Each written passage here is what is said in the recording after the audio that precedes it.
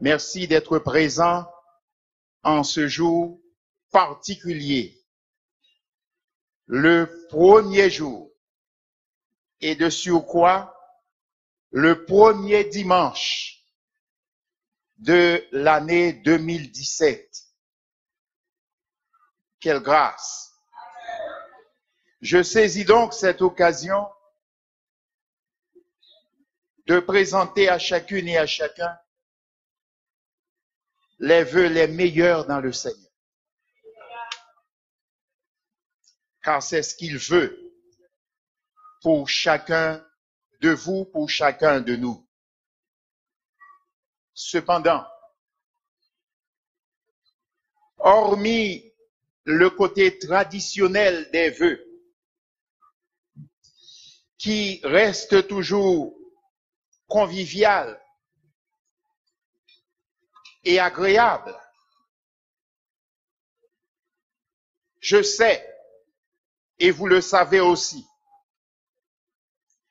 qu'il n'existe aucun souhait qui puisse changer ou transformer véritablement le cours d'une existence. Il n'y a aucun souhait qui puisse ni changer, ni transformer fondamentalement le cours d'une existence. Il faut beaucoup plus que cela. Il faut beaucoup plus que cela.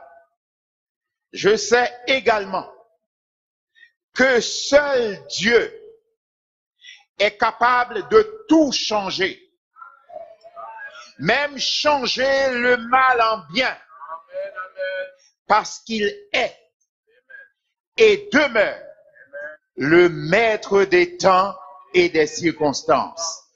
Oui, Dieu est et demeure le maître des temps et des circonstances. À cela, je dis Amen. Amen. C'est pourquoi ce matin, je veux donc vous parler de la nécessité de rencontrer Jésus-Christ et de le connaître personnellement.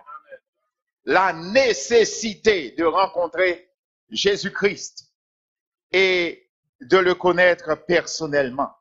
Pour ceux qui l'ont déjà rencontré, alors ce sera un encouragement pour vous à persévérer avec lui et à laisser votre vie véritablement entre ses mains, à mettre toute votre confiance en lui, à continuer à lui faire confiance, et cela tous les jours de votre vie.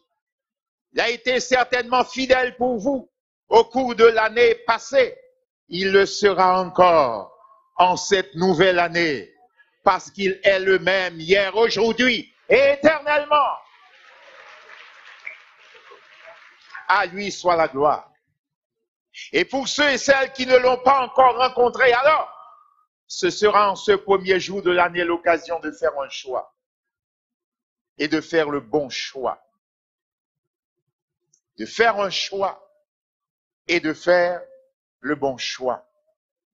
C'est pour cela que j'ai titré le message de ce jour, la nécessité de rencontrer et de connaître personnellement Jésus.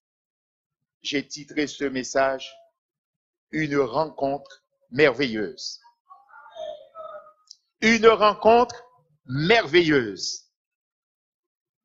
Une rencontre merveilleuse, extraordinaire. Et c'est le moyen efficace de vivre en 2017 une année de grâce et de bénédiction à tous égards.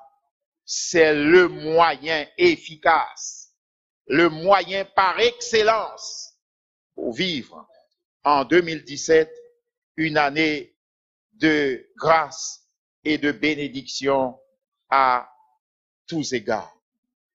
Une rencontre merveilleuse.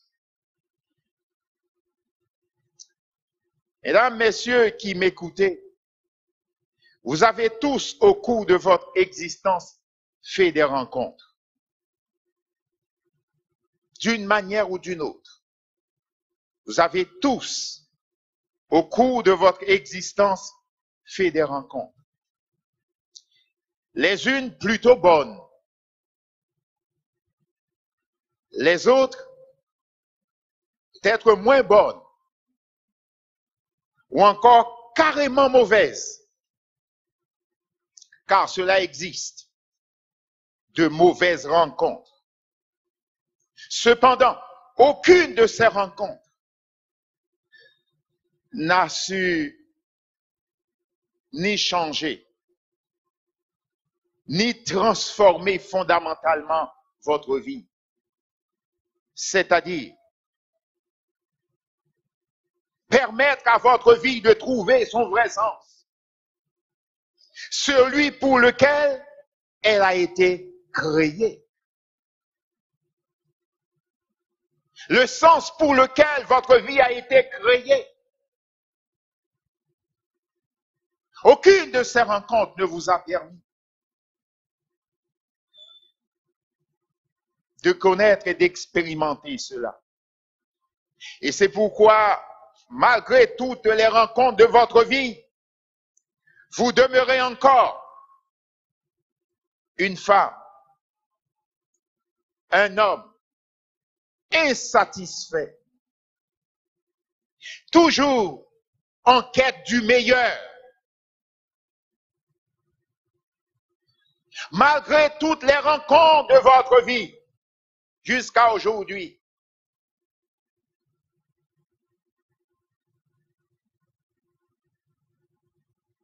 vous demeurez encore un homme, une femme,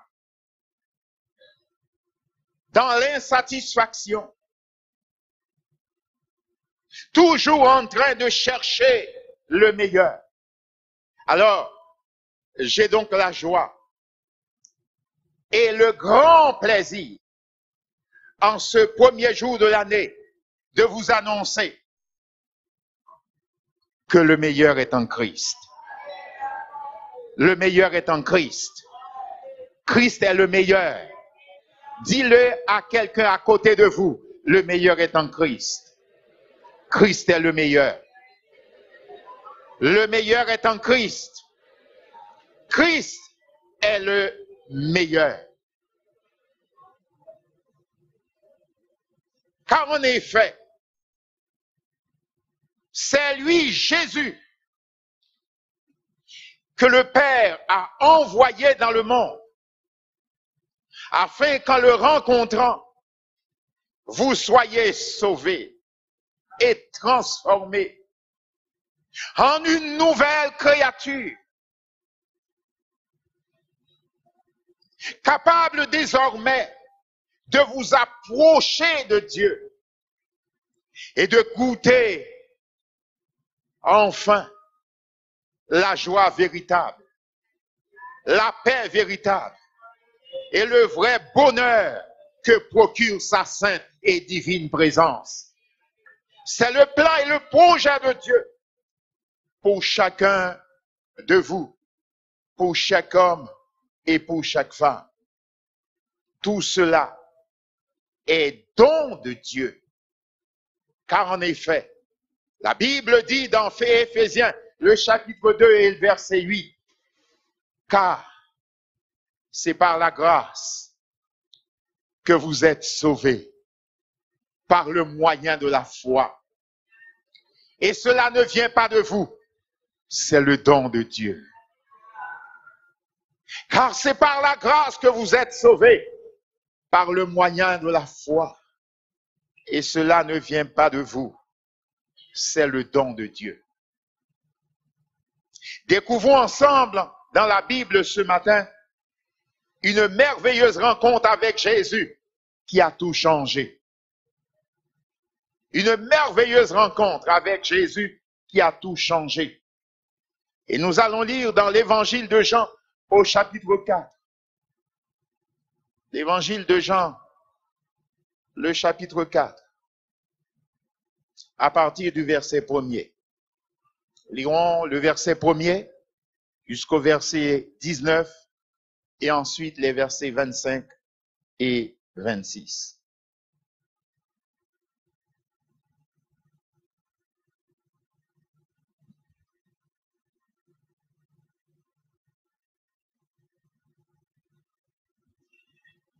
Jean chapitre 4, verset 1er. Le Seigneur sut que les pharisiens avaient appris qu'il faisait et baptisait plus de disciples que Jean. Toutefois, Jésus ne baptisait pas lui-même, mais c'était ses disciples.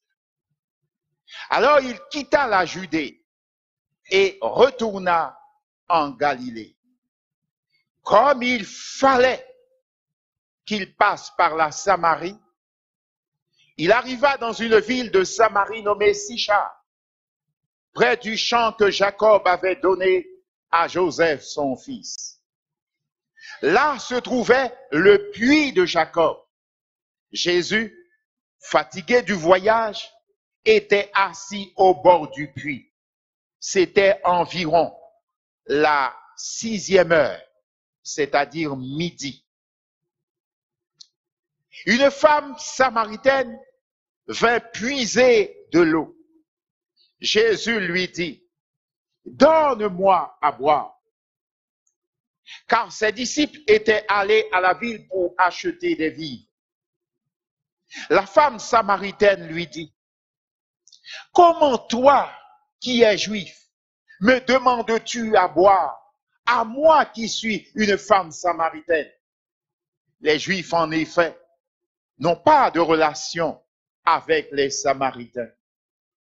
Jésus lui répondit, « Si tu connaissais le don de Dieu, et qui est celui qui te dit, donne-moi à boire, tu lui aurais toi-même demandé à boire, et il t'aurait donné de l'eau vive. » Seigneur, lui dit la femme, tu n'as rien pour puiser, et le puits est profond. D'où aurais-tu cette eau vive? Es-tu plus grand que notre père Jacob, qui nous a donné ce puits, et qui en a bu lui-même, ainsi que ses fils et ses troupeaux? Jésus lui répondit, quiconque boit de cette eau aura encore soif. Mais celui qui boira de l'eau que je lui donnerai n'aura jamais soif. Et l'eau que je lui donnerai deviendra en lui une source d'eau qui jaillira jusque dans la vie éternelle. La femme lui dit, Seigneur, donne-moi cette eau, afin que je n'aie plus soif et que je ne vienne plus puiser ici. Va, lui dit Jésus, appelle ton mari et viens ici. La femme répondit, je n'ai point de mari. Jésus lui dit, tu as raison de dire, je n'ai point de mari, car tu as eu 5 maris, et celui que tu as maintenant n'est pas ton mari. En cela, tu as dit vrai. Seigneur, lui dit la femme, je vois que tu es prophète. Et verset 25, la femme lui dit, je sais que le Messie doit venir, celui qu'on appelle le Christ. Quand il sera venu, il nous annoncera toutes choses. Jésus lui dit, je le suis, moi qui te parle. Je le suis, moi qui te parle. Alléluia. Alléluia. Oh, merci au Seigneur pour sa parole qui nous a laissée, afin que nous sachions par elle comment Dieu agit et tout l'amour que Dieu manifeste et a manifesté et manifeste encore pour trouver des hommes et des femmes afin de les sauver, de les transformer, afin de leur donner une espérance, afin de donner un vrai sens à leur vie et à leur existence. Voici donc une femme qui a eu pas mal de rencontres dans sa vie. Mais malgré tout, malheureuse, insatisfaite et assoiffée, elle demeurait. Aucune de ces rencontres n'a su lui apporter ce qu'elle cherchait véritablement. Aucune de ces rencontres n'a su combler pleinement sa vie. La preuve, c'est qu'elle était encore en quête. Elle était encore en recherche du meilleur. On pouvait dire que cette femme n'avait pas été gâtée. Peut-être toi non plus. Peut-être toi non plus. Tu n'as pas été gâté par la vie. Tu n'as pas été gâté par l'existence. Que vous soyez homme ou femme. Peut-être que ce matin, c'est là la confession de votre vie. Vous n'avez pas été gâté par la vie.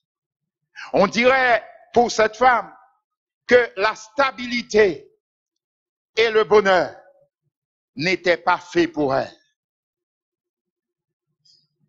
On dirait que ces choses si enviées n'étaient pas faites pour elle.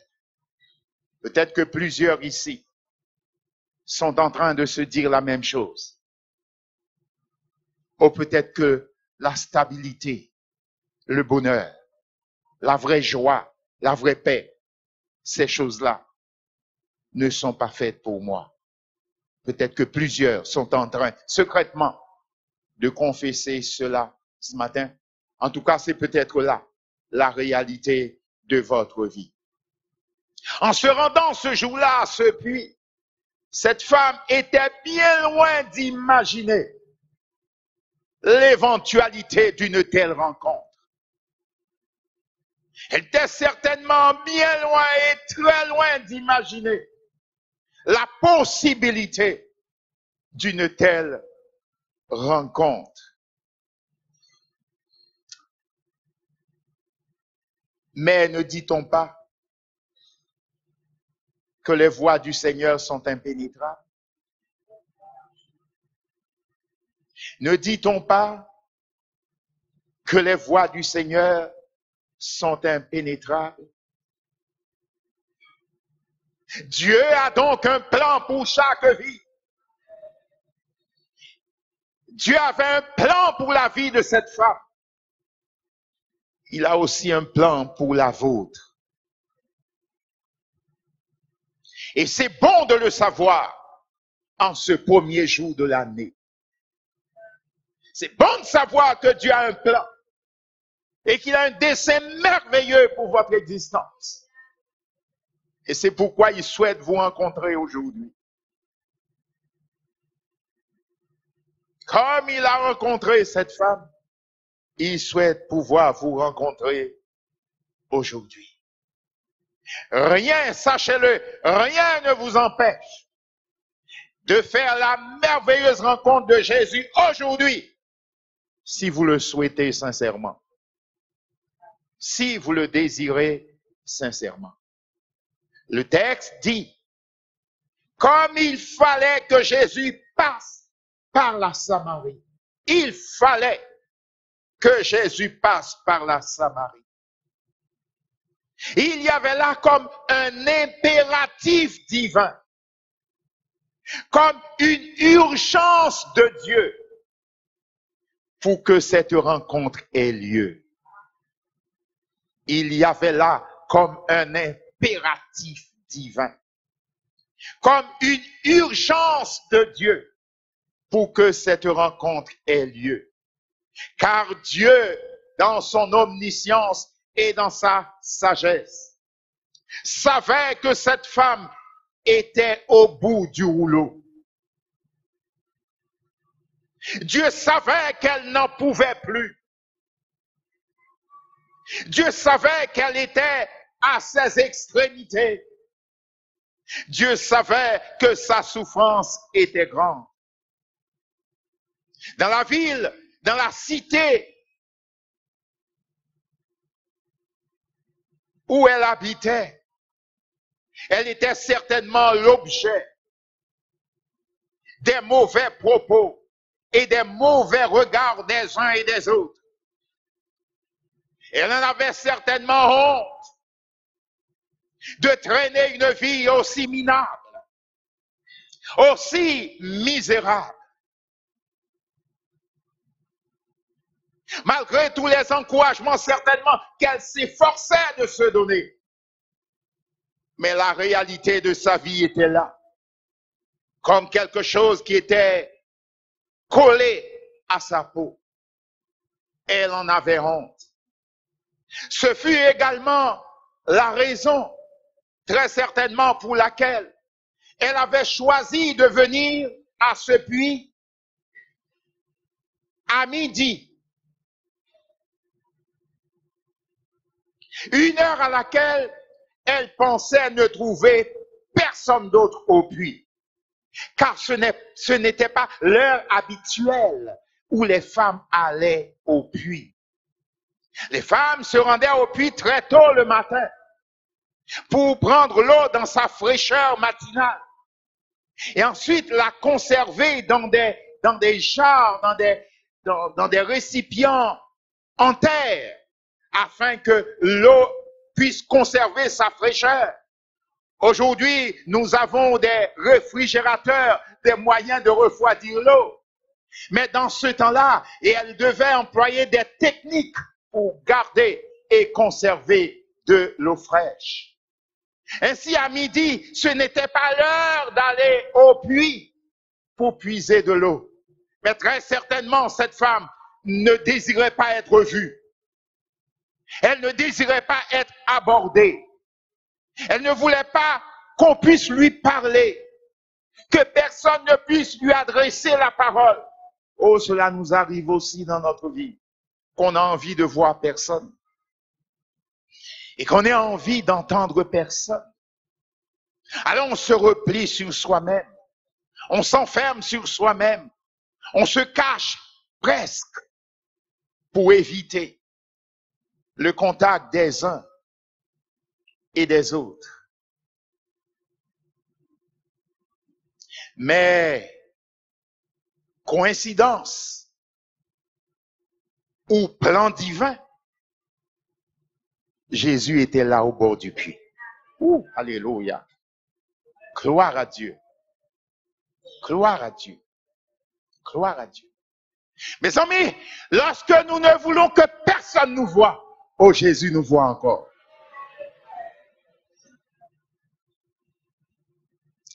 Alléluia.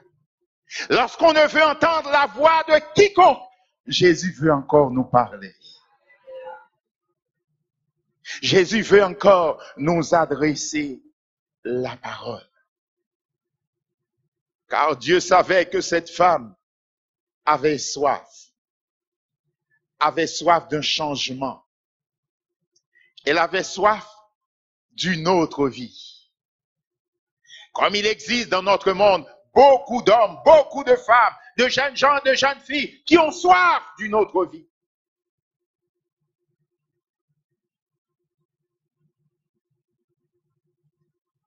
Soif de connaître et d'expérimenter autre chose. Quelque chose qui comblerait notre âme et apporterait à notre vie ce dont véritablement nous en avons besoin. Et dans cette salle ici ce matin, Jésus en voit plusieurs. En quête de cette nouvelle vie. En quête de vivre autre chose. D'expérimenter quelque chose de nouveau. Quelque chose qui apporterait un sens véritable à votre existence. J'ai le grand plaisir de pouvoir vous dire à chacune, à chacun, que Jésus est là ce matin pour cela. Comme il a été là pour rencontrer cette femme et apporter à sa vie tout ce dont elle avait besoin, Jésus est également là pour chacun. Cette femme avait besoin de joie, de paix véritable. Elle avait besoin d'amour. Elle avait besoin de sécurité, comme toi, certainement. Comme vous, certainement. Car ces choses font partie des besoins fondamentaux d'un homme et d'une femme. Jésus, en la voyant, lui dit, elle ne voulait pas être vue, mais voilà qu'elle se trouvait en présence de Jésus. Jésus, la voyant, lui dit, donne-moi à boire. En un mot, Jésus voulait lui dire, ma fille, donne-moi ta vie. Donne-moi ta vie. Tu as déjà tant essayé en vain. Et tu as échoué. Tu as déjà tant essayé de diriger, d'orienter, d'organiser toi-même ta vie. Et tu as jusqu'à présent échoué.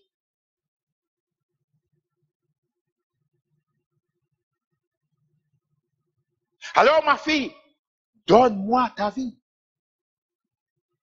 Elle s'étonnait de ce que quelqu'un qu'elle ne connaissait pas puisse lui parler de la sorte. D'où sa réplique au verset 9. La femme samaritaine lui dit, « Comment toi qui es juif, me demandes-tu à boire à moi qui suis une femme samaritaine? » Les Juifs, en effet, n'ont pas de relation avec les Samaritains. Jésus lui répondit, « Oh, si tu connaissais le don de Dieu! Si seulement tu pouvais connaître le don de Dieu! Et qui est celui qui te dit, donne-moi à boire? »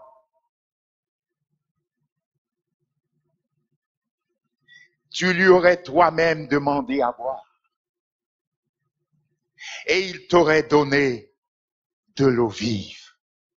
Il t'aurait donné de l'eau vive. De l'eau vive. Oh, certainement elle n'en avait jamais entendu parler.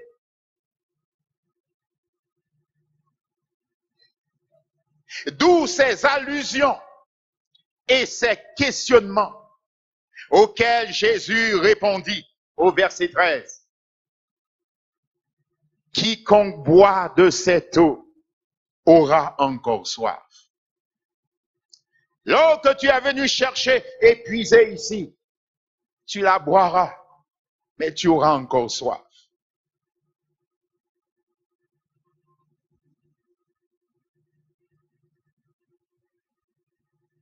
Et Jésus continue. Mais celui qui boira de l'eau que je lui donnerai n'aura jamais soif. N'aura jamais soif. Parce que c'est une eau vive. C'est une eau venue du ciel. C'est une eau divine. C'est une eau spirituelle. N'aura jamais soif. Et l'eau que je lui donnerai deviendra en lui une source d'eau vive qui jaillira jusque dans la vie éternelle. Une eau vive qui jaillira jusque dans la vie éternelle. En entendant cela,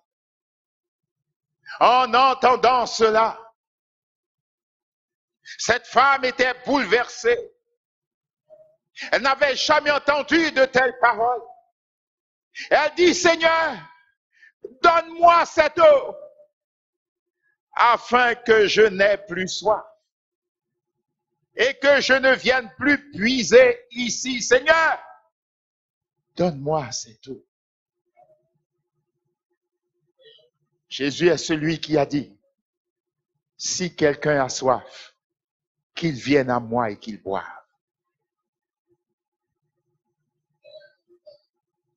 Si quelqu'un a donc soif, qu'il vienne à moi et qu'il boive.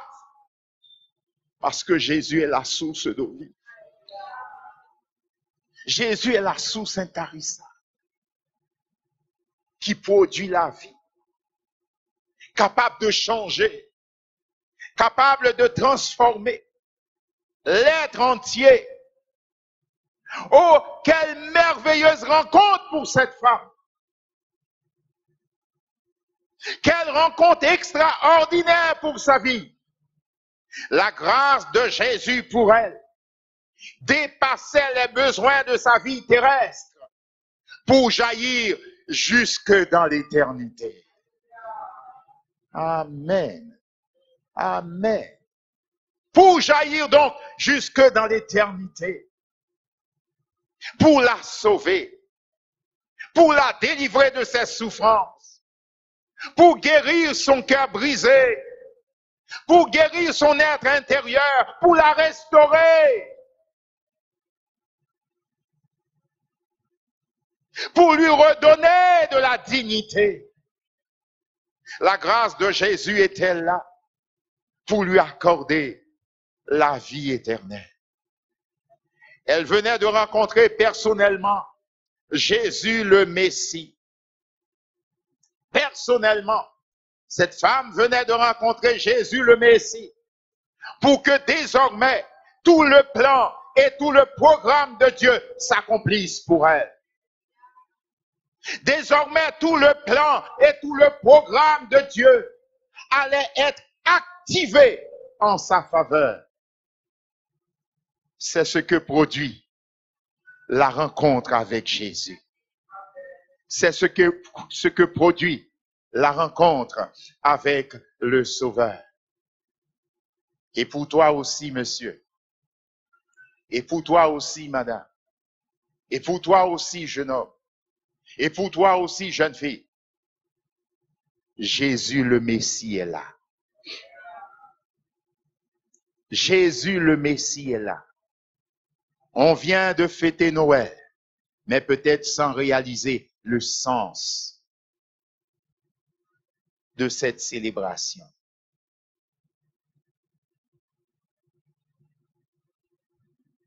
Je ne suis pas en train de dire que Jésus était né un 25 décembre, loin de là.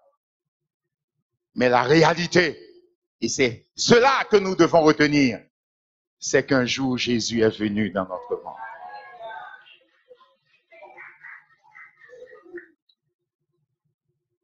La preuve, c'est que je l'ai un jour personnellement rencontré. Oh, gloire à Dieu. Est-ce qu'il y a ici, dans cette salle, des hommes, des femmes qui un jour ont rencontré personnellement Jésus? Oh, béni soit le nom du Seigneur.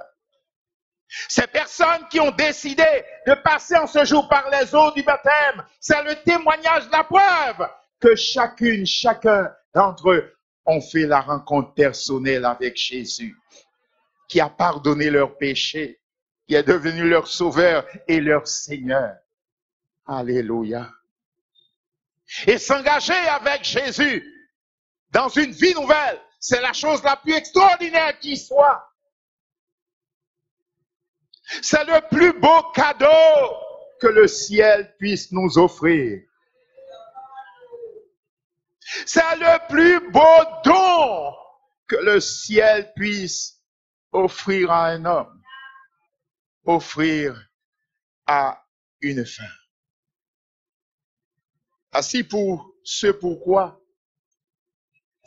ce pourquoi Jésus le Messie est venu. Nous trouvons ce programme, ce plan divin dans l'évangile de Luc au chapitre 4, à partir du verset 18. Jésus qui prononçait ces paroles était justement là pour les accomplir, car elles le concernaient. Luc chapitre 4, verset 18. L'Esprit du Seigneur est sur moi, disait Jésus. Parce qu'il m'a oint. Alléluia. Et c'est ça le Messie, celui qui est loin. C'est loin de Dieu, loin de l'Éternel. Parce qu'il m'a oint pour annoncer une bonne nouvelle aux pauvres.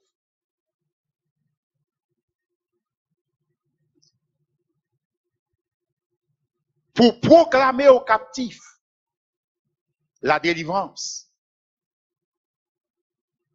Et aux aveugles, le recouvrement de la vue.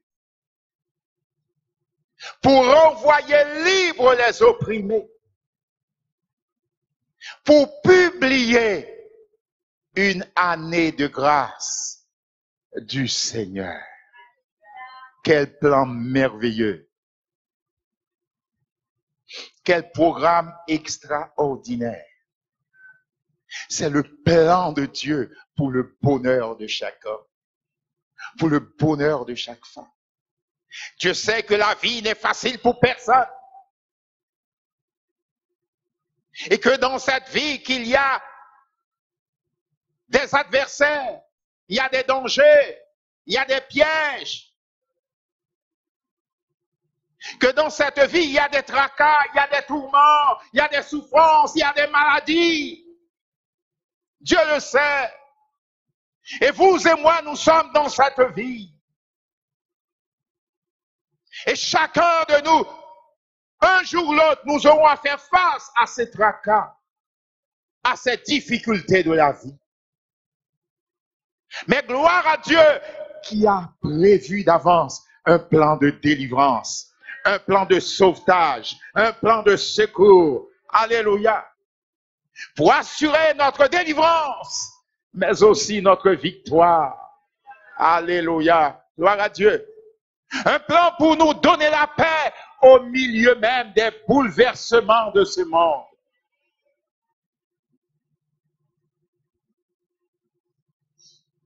Un plan pour nous sentir aimés, même quand tout autour de nous serait haine et antipathie. Un plan pour nous sentir aimés. Et la chose la plus extraordinaire qui puisse se passer, le plus grand miracle dans la vie d'un homme, dans la vie d'une femme, c'est de se sentir aimé par celui qui est au-dessus de tout. Le Dieu Tout-Puissant, le Seigneur de toute la terre. De se sentir aimé et chéri par le Roi des Rois, le Seigneur des Seigneurs. Il m'a oint pour annoncer une bonne nouvelle aux pauvres, disait Jésus, qui était là pour accomplir ce plan, pour exécuter ce programme divin. Envoyé pour guérir ceux qui ont le cœur brisé. Oh, quelle espérance! Alléluia! Pour tous ceux et celles qui ont été fracassés par la vie et qui ont peut-être terminé l'année 2016 en rampant. Oh, quelle perspective! Alléluia! Quelle perspective de savoir que Dieu a prévu un plan dans lequel ton cœur brisé peut être guéri.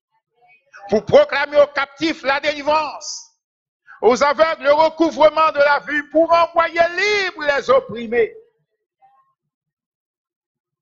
pour publier une année de grâce du Seigneur. Pour publier une année de grâce du Seigneur. Et le Seigneur veut que l'année 2007 soit pour chacun de vous une année de grâce. Une année d'abondance et de bénédiction. Mais nous devons savoir que la grâce est en Christ. Que la bénédiction de Dieu se trouve en Christ. Car c'est en lui que nous avons tout pleinement.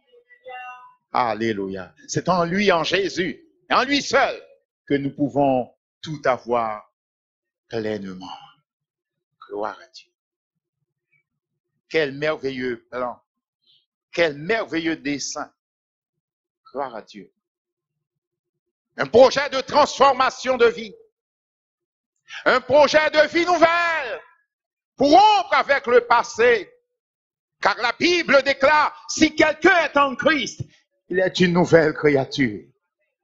Les choses anciennes sont passées, et voici toutes choses sont devenues nouvelles. Gloire à Dieu. Quel beau et merveilleux départ en cette nouvelle année, avec dans une vie nouvelle, avec Jésus pour berger, avec Jésus pour sauveur, avec Jésus pour rédempteur. Alors, vous pourrez dire comme le psalmiste, l'Éternel est mon berger et je ne manquerai de rien. Ce sont là les paroles du psaume 23. L'Éternel est mon berger et je ne manquerai de rien. Il me fait reposer dans de verts pâturages. Il restaure mon âme. Il me conduit près des eaux paisibles. Alléluia. Alléluia. Même quand je marcherai dans la vallée de l'ombre de la mort, je ne craindrai aucun mal, car tu es avec moi. Gloire à Dieu. Ta roulette et ton bâton me rassurent. Amen, amen, amen. Tu dresses devant moi une table en face de mes adversaires et tu induis ma tête et ma coupe déborde. Oui, le bonheur et la grâce m'accompagneront tous les jours de ma vie et j'habiterai dans la maison de l'Éternel jusqu'à la fin de mes jours. Acclamons le Seigneur Tout-Puissant.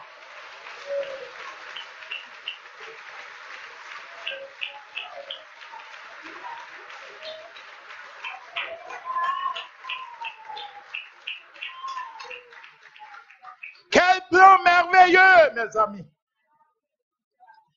Et tout cela passe par cette rencontre aussi merveilleuse avec Jésus. Voulez-vous, monsieur, voulez-vous, madame, entrer désormais dans ces promesses de Dieu? Entrez désormais dans ce plan divin. Démarrez autrement la nouvelle année.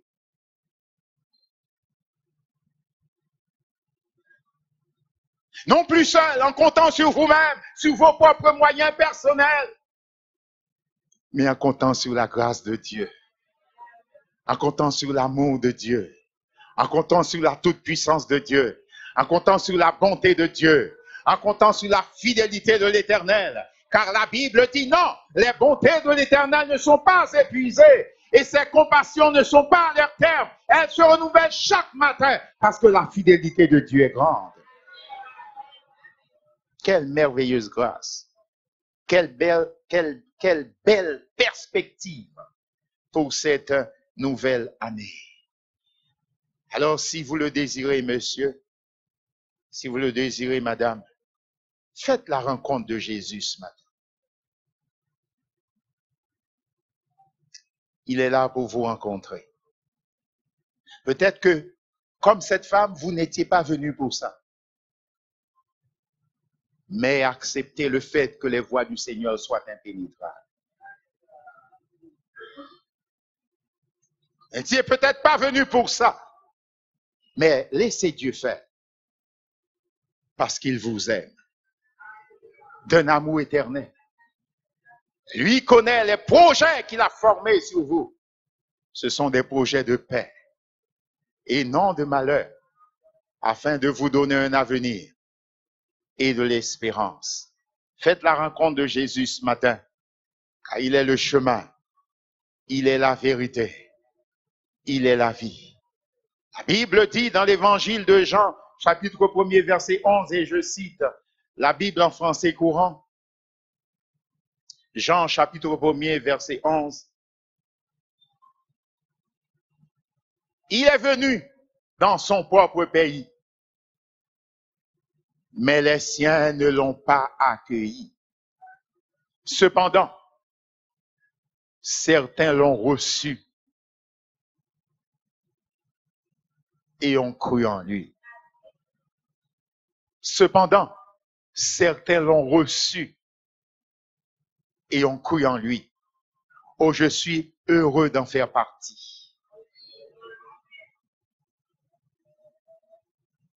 Je suis vraiment heureux d'en faire partie. Certains l'ont reçu et ont cru en lui. Il leur a donné le pouvoir de devenir enfants de Dieu. Quel miracle! Quel miracle! C'est l'expérience de ces hommes et de ces femmes aujourd'hui qui sont là pour confesser le nom du Seigneur parce qu'en Jésus, ils sont devenus de nouvelles créatures. Le chemin est là pour chacun. Jésus ne change pas. Et je terminerai en disant, oui, monsieur, ce sera pour vous. Oui, madame, ce sera pour vous la plus merveilleuse des rencontres. Une rencontre qui aura changé fondamentalement votre existence, au travers de laquelle votre vie trouvera alors son vrai sens. Une décision que vous ne regretterez pas. Et au contraire, vous aurez peut-être un regret. Le regret de n'avoir pas eu cette rencontre plus tôt dans votre vie. Comme c'est également le seul regret de ma vie, c'est de n'avoir pas rencontré Jésus plus tôt dans ma vie, plus tôt dans mon existence. Et béni soit Dieu, vaut mieux tard que jamais. C'est pourquoi ne ratez pas l'occasion qui vous est donnée en ce jour de rencontrer Jésus. Et de commencer cette année avec Jésus sur le trône de votre cœur, sur le trône de votre vie. Alléluia. S'il y est déjà, alors donnez-lui gloire. Et s'il n'y est pas encore, ouvrez-lui la porte. Et laissez le roi de gloire faire son entrée. Qui est ce roi de gloire? L'Éternel des armées, Jésus vivant. Voilà le roi de gloire.